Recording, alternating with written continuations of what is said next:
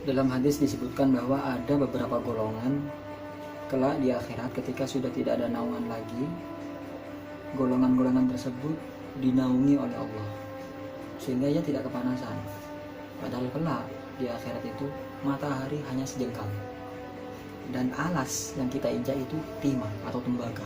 Bagaimana? Kita bayangkan saja kalau kita keluar rumah siang-siang jam 12 tidak pakai sandal, pergi ke pavinan atau semen, panasnya luar biasa. Bagaimana kelak di akhirat? Matahari sejengkal, kita tidak pakai alas kaki dan tanahnya itu adalah tembaga atau timah. Panasnya luar biasa. Tapi ada beberapa golongan yang saat itu dinaungi oleh Allah, padahal tidak ada naungan lain, tidak ada pohon, tidak ada atap. Naungannya Allah. Siapa golongan itu? Salah satunya adalah pemimpin yang adil. Kita akan membahas tentang pemimpin yang adil. Pemimpin itu bagaimana dan adil itu apa? Apakah yang dimaksud pemimpin yang adil adalah hanya pemimpin yang memiliki bawahan? Tentu itu. Tapi bukan hanya itu ternyata. Jadi yang dimaksud pemimpin bukan hanya khalifah, bukan gubernur, bukan presiden, bukan. Tapi semua kita ini layak disebut pemimpin.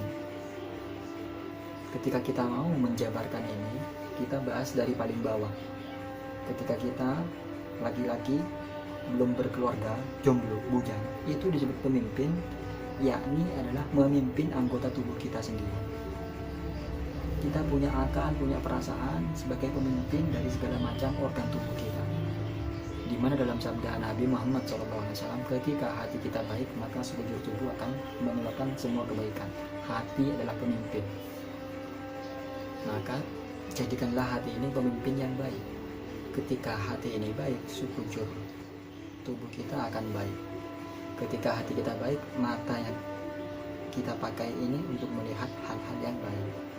Lisan kita berkata-kata yang baik, tangan memegang yang baik, kaki melangkah ke tempat yang baik. Tapi ketika hati sudah buruk, mata yang dilihat hanya maksiat-maksiat, lisan gosip, gibah segala macam, kaki pergi ke tempat maksiat-maksiat, tangan mencuri, nyenggol bokong segala macam. Jadi pemimpin adalah kita ini. Adil, adil itu yang bagaimana? Yang sesuai penempatannya, melakukan sesuatu sesuai dengan tempatnya. Mata kalau malam tidur begadang terus nggak adil. Perut kenyang berhenti makan, karena ada orang sudah kenyang tetap makan sampai kembung. Itu nggak adil. Jadi yang dimaksud pemimpin yang adil adalah semua kita ini pemimpin dan semua kita ini harus adil. Kalau kita sudah berumah tangga, bertambah lagi bebannya.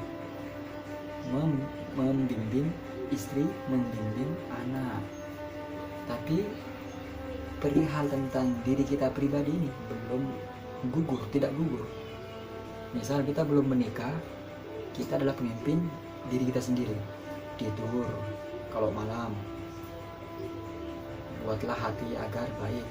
Lalu setelah menikah, kewajiban untuk memimpin diri sendiri tidak gugur, maka bertambah.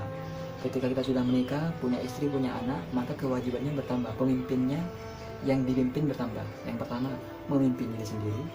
Yang kedua, memimpin istri, memimpin anak. Ketika kita menjadi gubernur,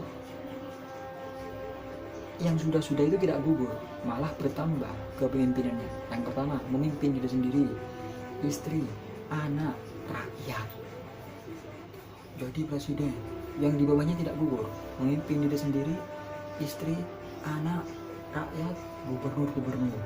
Maka sangat layak sekali ketika ada pemimpin adil mendapatkan naungan kelak di hari kiamat, karena bebannya sangat besar. Selain menanggung diri sendiri, menanggung keluarganya, menanggung orang lain. Bagaimana semua orang ini harus dalam hal kebaikan atas perintahnya. Sangat berat sekali tugas pemimpin ini. Maka sangat layak sekali kelak akan mendapatkan naungan dari Allah Subhanahu wa taala. Mudah-mudahan kita sekalipun status Kita bukan pejabat negara, bukan pemimpin negara, bukan pemimpin golongan, tapi paling tidak kita adalah pemimpin rumah tangga kita. Semoga dengan adilnya kita menghantarkan kita kelak di hari kiamat kelak dapat naungannya Allah. Amin Allahumma.